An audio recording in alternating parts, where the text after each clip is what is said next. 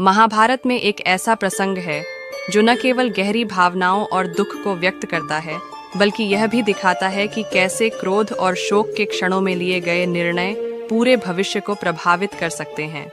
यह कथा है गांधारी के श्राप की, जो महाभारत के युद्ध के बाद घटित हुई थी। महाभारत का युद्ध 18 दिनों तक चला। इस युद्ध ने कुरुक्षेत्र को रक्त से सींच दिया और लाखों योद्धाओं का विनाश किया। पांडव और कौरव दोनों पक्षों ने अपार हानि झेली। इस युद्ध के अंत में कौरवों के सभी 100 पुत्रों की मृत्यु हो गई। गांधारी, जो धृतराष्ट्र की पत्नी और कौरवों की मां थीं, ने अपने जीवन का अधिकांश समय आंखों पर पट्टी बांधकर बिताया था। यह पट्टी उनके पति के प्रति उनकी निष्ठा और समर्पण का प्रतीक थी। लेकिन युद्ध के बाद जब उन्होंने अपने सभी पुत्रों की मृत्यु के समाचार सुने, तो उनका हृदय शोक और क्रोध से भर गया। गांधारी का दुख असहनीय था। उन्होंने सोचा कि उनके पुत्रों की मृत्यु का मुख्य कारण पांडव और विशेष रूप से श्री कृष्ण थे, जिन्होंने युद्ध को रोका नहीं और इसे समाप्त करने के लिए अपनी शक्ति का उपयोग नहीं किया। युद्ध समाप्त होने के बाद जब श्री कृष्ण पांडवों के साथ गांधारी और धृतराष्ट्र से मिलने आए, तो गांधारी का शोक फूट पड़ा। उन्होंने श्री कृष्ण से कहा, हे वासुदेव, तुम सर्वशक्तिमान हो।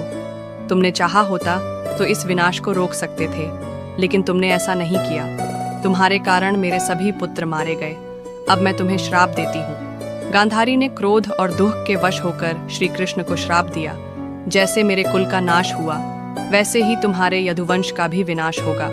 तुम्हारा पूरा कुल आपस में लड़कर नष्ट हो जाएगा और तुम्हारा अंत भी एक साधारण व्यक्ति की तरह होगा।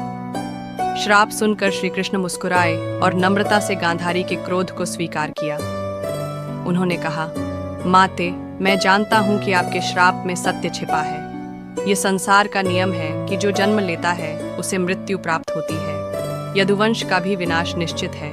आप अपने श्राप के लिए स्वयं को दोषी न माने। श्री कृष्ण का यह उत्तर गांधारी के मन को शांत नहीं कर पाया, लेकिन यह दिखाता है कि श्री कृष्ण ने हर परिस्थिति को एक लीला के रूप में स्वीकार किया। गांधारी का श्राप समय के साथ सत्य साबित हुआ।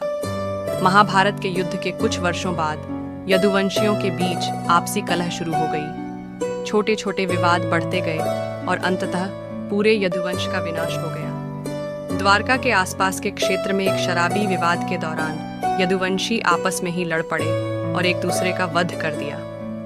श्री कृष्ण ने इस विनाश को मूक दर्शक की तरह देखा, क्योंकि वे जानते थे कि यह उनके भाग्य का हिस्सा है। गांधारी के श्राप के अनुसार श्री कृष्ण का अंत भी असामान्य था। जब यदुवंश का नाश हो गया, तो श्री कृष्ण ने जंगल में जाकर ध्यान में लीन होने का निश्चय किया। ध्यान के दौरान एक शिकारी ने गलती से उनके पैर को हिरण समझकर तीर चला दिया। यह तीर उनके पैर में लगा और यही श्री कृष्ण का अंत बना। इस प्रकार गांधारी का श्राप पूर्ण रूप से सत्य साबित हुआ।